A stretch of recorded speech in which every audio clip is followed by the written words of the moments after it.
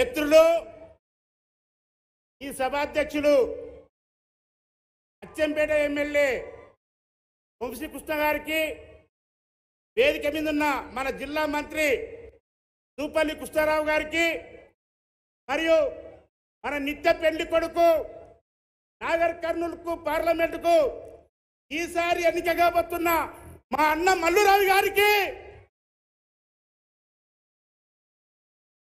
మీ అందరికి కూడా కాంగ్రెస్ పార్టీ తరపు నుంచి వందనాలు తెలియజేసుకుంటూ, మిత్రులారా, నల్లమల్ల ప్రాంతంలో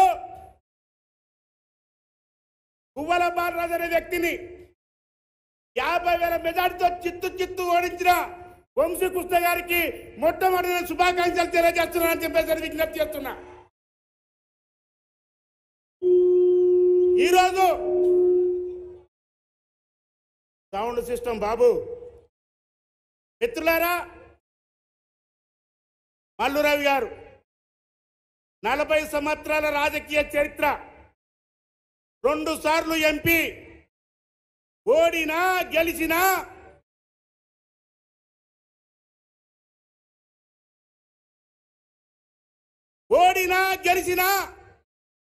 ఏ ఆపద వచ్చినా నాగర్ కర్నూలు ప్రాంత ప్రజలు మల్లురావన్న అని చెప్పేసి అంటే ఏమైందిరా అని భుజం మీద చెయ్యేసి అతని ఇంటికాడికి వచ్చిన ప్రతి వ్యక్తికి సమస్య తెలుసుకొని వెంటనే ఏ ఆఫీసర్కు ఫోన్ చేయాలా, ఏ డాక్టర్కు ఫోన్ చేయాలా, ఎవరికి ఫోన్ చేయాలని వెంటనే ఫోన్ చేసి ఈ పని పూర్తయిందని భుజం మీద చెయ్యేసి పోయిరారా అని చెప్పనే వ్యక్తి ఎవరన్నా ఉన్నారంటే అది మల్లురావు గారే. అవునా కాదా? అవునా కాదా?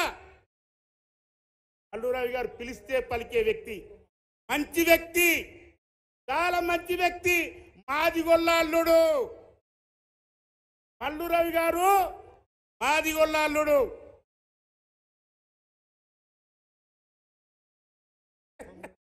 అయితే ఇటుపక్క మా ఇద్దరు అన్నోళ్ళు చెప్తున్నారు. అయితే మల్లురావు గారు చాలా మంది అంటున్నారు కాంగ్రెస్ పార్టీ మాదిగోళ్ళని ఈసారి పట్టించుకోలేదు. ఎవరా చెప్పింది మాదిగోళ్ళని పట్టించుకోలేదు?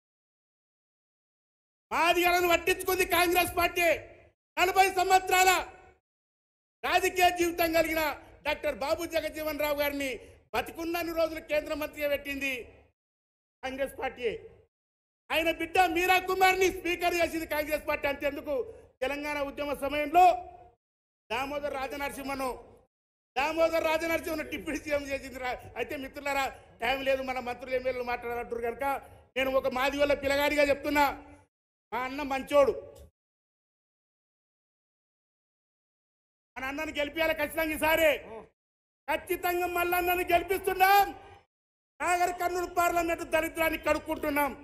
మల్లురావు గారిని గెలిపిద్దామని చెప్పేసి విజ్ఞప్తి చేసుకుంటూ సెలవు తీసుకుంటున్నాను.